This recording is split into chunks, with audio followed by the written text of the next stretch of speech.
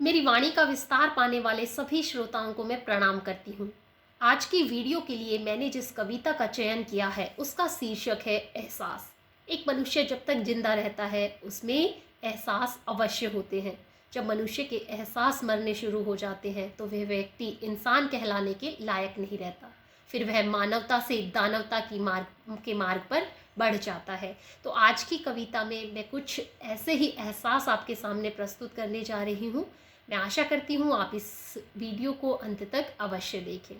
तो कविता की प्रथम पंक्तियाँ, अपनों को अपनों के दर्द का एहसास होना चाहिए।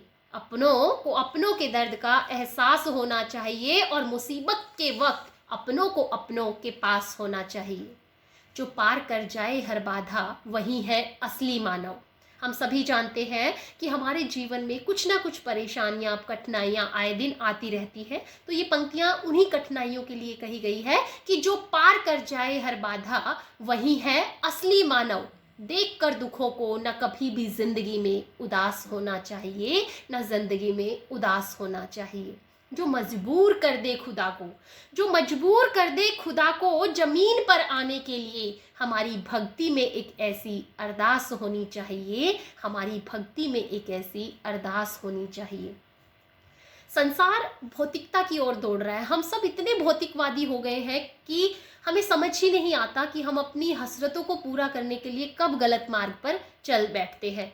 तो मनुष्य को इस तरह की हसरतें नहीं पालना चाहिए कि उन्हें पूरा करने के लिए गलत मार्ग चुनना पड़े। तो इसी पर दो पंक्तियां कि अंधी हसरतें परेशान करती है, अंधी हसरतें परेशान करती है आदमी को हर कदम पर।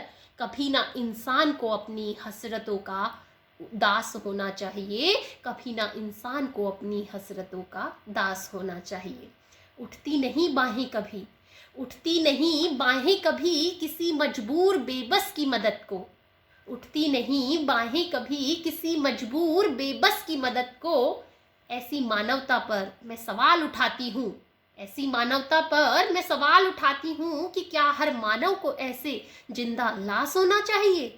रक्तदान बचाता है न जाने कितने लोगों की जिंदगी, रक्तदान बचाता है न जाने कितने लोगों की जिंदगी। रक्तदान के लिए हर माह में इंसान को, हर 6 माह में इंसान को बदहवास होना चाहिए, बदहवास होना चाहिए। मेरी वजह से चोट ना पहुँचे कभी किसी को भी, मेरी वजह से कभी चोट ना पहुँचे किसी को भी। इंसान का सिर्फ और सिर्फ यही प्रयास होना चाहिए। बना सके हर कोई ज़रूरतमंद हमारे हाथों तले आसियाना, बना सके हर कोई ज़रूरतमंद हमारे हाथों तले आसियाना। कभी कभी ज़िंदगी में आदमी को आकाश होना चाहिए, कभी कभी ज़िंदगी में आदमी को आकाश होना चाहिए। फुर्सत के लम्हों में हमेशा, फुर्सत के लम्हों में हमेशा याद करो अपने परमात्मा को, फुर्सत के लम्हों में हमेशा याद करो अपने परमात्मा को। खुदा को भी खुदा होने का आभास होना चाहिए, खुदा को भी खुदा होने का आभास होना चाहिए। बना लिया है अब तो, बना लिया है अब तो बहुत कुछ मानव ने उम्मीद से परे, बना लिया है अब तो बहुत कुछ मानव ने उम्मीद से परे। खुदा भी चाहने लगा है कि अब तो विनाश होना चाहिए, अब तो विनाश होना चाहिए। और ये एग्जाम्पल मैंने कोरोना महामारी पर दिया है। हम पिछले वर्ष से पूरा विश्व इस महामारी से जूझ रहा है और यह सब मनुष्य के कृत्यों का ही एक नतीजा है। तो इसी पर इन्हीं पंक्तियों को मैं फिर से दोहराना चाहूँगी कि बना लिया है अब तो बहुत कुछ मानव ने उम्मीद से परे। खुदा भी चाहने लगा है कि अब तो विनाश होना चाहिए, विनाश होना चाहिए। जब कोई व्यक्ति हमारे बराबर का होता है लेकिन अपनी मेहनत और प्रयास से, अथाह प्रयास से वह आगे बढ़ने लगता है तो बहुत कम लोग इस समाज में ऐसे होते हैं जो उसकी सफलता को बर्दाश्त कर पाते हैं।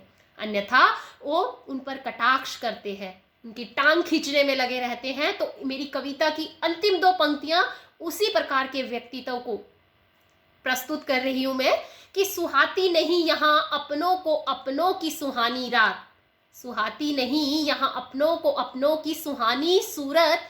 इतना ज़्यादा भी किसी तरह ना मानवता का विनाश होना चाहिए, ना मानवता का विनाश होना चाहिए। वास्तव में दूसरों की सफलता को देखकर जो जलन महसूस करते हैं, ईर्ष्या महसूस करते हैं, वो मानवता के विनाश का एक जीता जागता जीवंत उदाहरण है, जिसे मैंने खुद के जीवन में भी अनुभव किया है।